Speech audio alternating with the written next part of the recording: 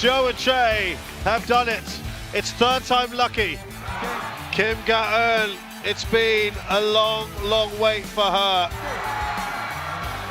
And they do it the third time of asking, Jong and Kim. And that is out. Brilliant work here. Kento Momota. Excellent win for Lee Ji-hui and Yang Po-swan.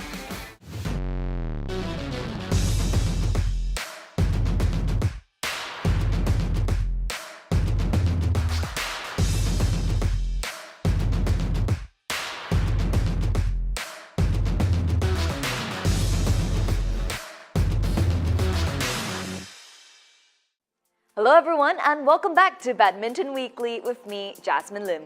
The penultimate Super 300 event is done and dusted as the Korea Masters served a couple of big headlines. We're of course going to recap those and more today before shifting our attention to Japan for the Kumamoto Masters. So plenty to discuss, and I'm glad to be joined by Australia's former player and coach Jeff Tho, who coincidentally was on site in Gwangju to commentate on the spills and thrills of the Korea Masters. Thanks for joining us today, Jeff. Thanks for having me, Jasmine. Well, I think there's only one place to start, and that's with the men's singles category, where former world #1 Kento Momota ended his 2-year title drought. It is great to see him enjoying his game once again, especially after a rather lackluster year. Now, Jeff, you were there to witness him in action firsthand. What stood out the most about his game for you? Yeah, it was great to see Kento Momota back in action. I think one thing that stood out to me, which I commentated a lot about, was his ability to take the game on. Quite often, especially coming back, he's been quite passive when he's been playing, so he hasn't been creating the play himself, he hasn't been attacking and showing those skills. It's really important to him not to just play in the rhythm and just play a rally game the whole time. He does that because that is his strength, but he's also got the ability to smash and finish off the points, which is what he did against Watanabe in the final. He was able to sustain the pressure for most of the game. Kento Momota was able to hit quite a few more winners from the rear court, so especially hit cross-court smash from his forehand side. That was a real weapon for him. But not just from the rear court, he was able to use the front court well, winning the net and pushing deep into Watanabe's deep corners. And I think that's where he was really aggressive.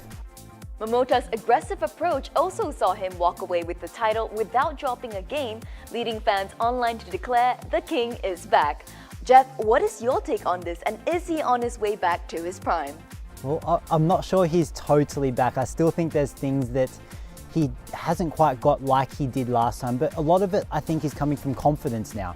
I think that his ability, his fitness, his speed and everything is very, very good. But I think what he needs now is the confidence, and now that he's won this title, I'm hoping that this could be a Kento Momota resurgence, because now with the confidence that he can win these titles again, then that's a big part of his game, and having that knowledge and just believing in himself, that could be a really good turning point for him now. いや、特に、そんなのは考えてないですね。もう本当に自分ができる目の前のことを全力で楽しみながらバドミントンができたらいいなと思ってます。やっぱ優勝するとすごい自信になりますし、来週も熊本マスターズあるので、それに向けてまた、気持ち作っていきたいなと思います。休む時間が全然ないので、そうですね、ちょっとでも早く、リカバリーできたらいいかなと思います。 Now, talking about returns, we have to talk about Kevin Sanjaya Sukamuljo, who made his return to the circuit with new partner Rahmat Hidayat. They fell short in the second round to eventual winners Lee Ji-hui and Yang Po-swan. But what do you make of this new Indonesian pair? I think they did really well in the Korea Masters. They did play and lose to the eventual winners of the tournament, and they took them to 3 sets. So in the first set, I did see Kevin coming to his normal form in the front court, so he was really dominating in that first set especially. I did find that his new partner Hidayat, he was very good as well, but probably not quite as comfortable in the front court like Marcus would have been. But I think it's a really good start for basically the first tournament for them. I think the Indonesian fans have something to look forward to. As mentioned, Lee Ji-hui and Yang Po-swan were the eventual winners of the men's doubles discipline. But Jeff, what do you think gave the duo the edge when they took down compatriots and Olympic champions Li Yang and Wang Chiling in the final? I think that Lee Ji-hui and Yang Po-swan, who won the men's doubles here quite convincingly in straight sets. It did get quite close at some stages, but they were so good in the flat game, in the net and the flat game. And we saw that in the semi-final against Seo and Kang from Korea, the top seeds. They were unstoppable. And Wang Qilin and Li Young's game does revolve around that flat game as well, but they just weren't quite as good as their compatriots. So I think I was very, very impressed with their performance. Korea's #1 mixed doubles pair, Seo Seong-jae and Chae Yu-jung, as well as women's doubles duo, Jung Na-eun and Kim Hae-jung, dominated in their respective finals. However, Kim Ga-eun was given a scare in the women's singles final when she took on 17-year-old Tomoka Miyazaki. After going down in the first game, what do you think Kim changed to eventually earn her maiden Super 300 title in front of a home crowd? I think one big thing for Kim Ga-eun was she was a little bit more stable mentally. In the first set especially, and parts of the second, we really saw her play a lot of unforced errors, and that gave Miyazaki the chance to win the first set and be very close in the second set. But in the third game, I found that the errors that Kim Ga-eun made was a lot less, and because of that, she was able to push Miyazaki around the court, put a lot of pressure in the deep corners especially. And because Miyazaki isn't quite as strong, she's definitely not as strong as Kim Ga-eun, that's where the weapon was, and that's why the third set was quite convincingly won by Kim Ga-eun this time. 네, 되게 진짜 너무 오랜만에 해서 진짜 너무너무 기분이 좋아요. 한국에서 오랜만에 또 우승을 하게 돼서 너무 기분이 좋고, 또 많은 분들이 응원해 주신 덕분에 이렇게 또 좋은 성적 낼 수 있었던 것 같아서 감사하다고 전해드리고 싶어요. Staying with the Korean team, we recently had the chance to catch up with Lee So-hee, one half of their #1 women's doubles pair. She shared insights into the initial challenges faced when teamed up with Baek Ha-na at the start of the year, along with their goals for the upcoming World Tour finals.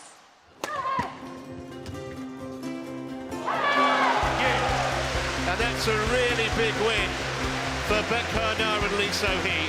They're going to be a real force in women's doubles, that's for sure.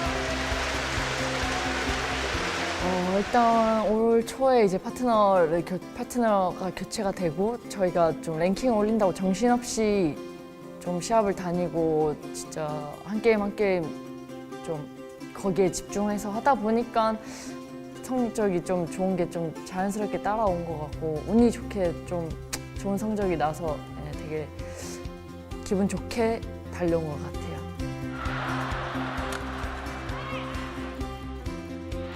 What a point. Played to the maximum, 101 minutes.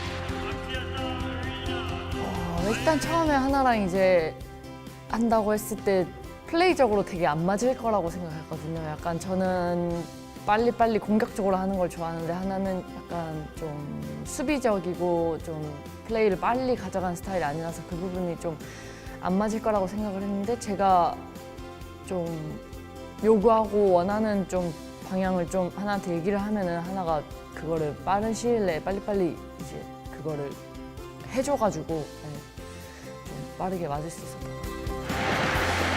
And it is a third title of the year for Baek Ha-na and Lee So-hee to add to the German Open 300 and the Malaysian Masters. 1등으로 가고 있는, 일단 시합을 저희가 워낙에 많이 나갔고 이제 랭킹 올리려고 올 초부터 이제 시합을 거의 나갔기 때문에 그냥 저희가 1위로 지금 가고 있는 것 같고, 압박이나 그런 거는 지금 딱히 뭐 있는 것 같잖아요. 저희가 뭐 크게 뭐 압박감이 있는 것 같지는 않아요. 따게 되면은 되게 좋을 것 같은데, 일단 너무 그거에 연연하지 않고 항상 뭐 하나랑도 얘기했듯이 결과보다는 이제 과정을 좀 중요시하고 과정을 좀 신경을 써서 준비하자, 이렇게 항상 거의 좀 얘기를 많이 했었는데, 그러다 보면은 결과는 알아서 따라오지 않을까 생각하고 일단 착실히 준비부터 열심히 해보려고 합니다.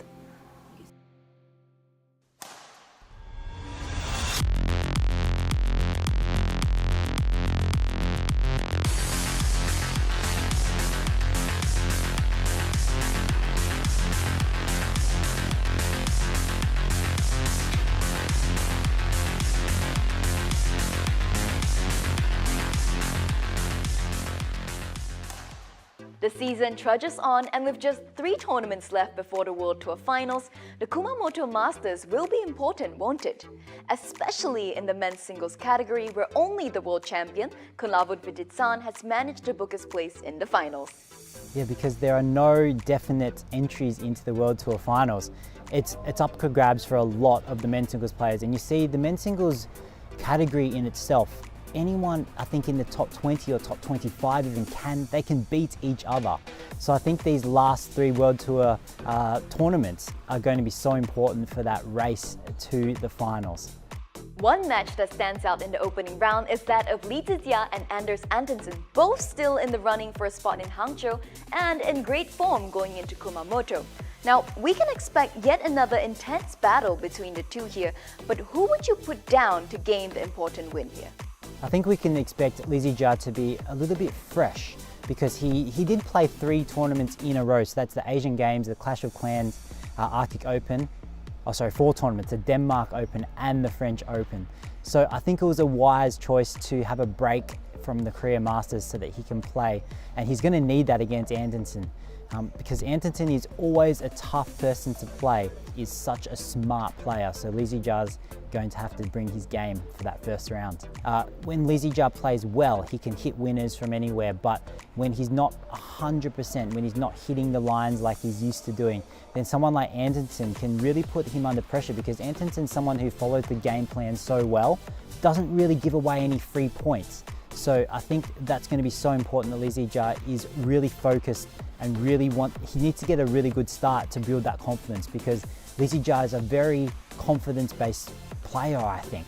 If he's playing well, he's so confident and he's unstoppable. But if he's not playing so well and not so confident, then he can have a few doubts. He doesn't go for the shots, he makes more errors, and that's where Antonsen can get the better of him, I think. Meanwhile, over in the women's singles category, 5 of the 8 spots in the season-end finals are confirmed, but Gregoria Mariska Tunjung has yet to seal her ticket. She faces Nozomi Okuhara in the opening round and has the likes of Kim Ga-eun, Busanan Ongbamrumfan, and local favorite Akane Yamaguchi in her quarter. Jeff, what do you think of her chances of going deep here? Well, Tunjung against Okuhara actually has the advantage in the head-to-head 3-1. But Tunjung was able to win the last time they met. So I think that will be important in the confidence for Tunjung going into it. I think based on the way that they're both playing, that my guess would be that Tunjung would win that encounter. But at the same time, she does likely to have the likes of someone like Yamaguchi if she makes it to the quarterfinals, which will be tough for her, because those really long, grueling matches seem to be a little bit trickier, because I think physically she's not quite as strong as a Yamaguchi. Technically she's great, I think, Tunjung, but when it comes to the grind, the long rallies, the long matches, I think that's where Yamaguchi is better. And finally, the men's doubles category sees another blockbuster showdown when Olympic champions Li Yang and Wang Chiling face former world champions Evan Chia and So Yik in the opening round. Now, the last time the pairs met was at the World Championship, where the Malaysians walked away victors. Do you think it will turn out similarly here? Yeah, I think the Malaysians are on a pretty good streak after winning their first World Tour title in the Denmark Open. And going back to their performance against Wang Chilin, Li Yang at the World Championships, what I found was that when So Yik was at the net and able to really dominate and play really fast at the net, and Aaron Chow was using all his variation from the rear court like he does, I think they have a really good chance. But at the same time, sometimes we do see So Yik's defense being not quite as strong. And if Wang Chilin can get those thunderous smashes down at him, it might make it difficult. But based on the current form, I do think I favour the Malaysians in this tie. Hopefully that's whet your appetite for what's to come this week, but for now, we've come to the end of today's show. Thank you so much, Jeff, for taking the time to join us today. Thanks, Jasmine. It was a pleasure. Don't forget to catch all the action from the Kumamoto Masters from the 14th all the way through to the 9th of November. If you guys are on the go, remember to catch the latest news, match updates, and statistics through our BWF app, Badminton for You. And finally, leave your thoughts and comments on our Facebook and YouTube pages, everyone. Take care, and I'll see you guys next week.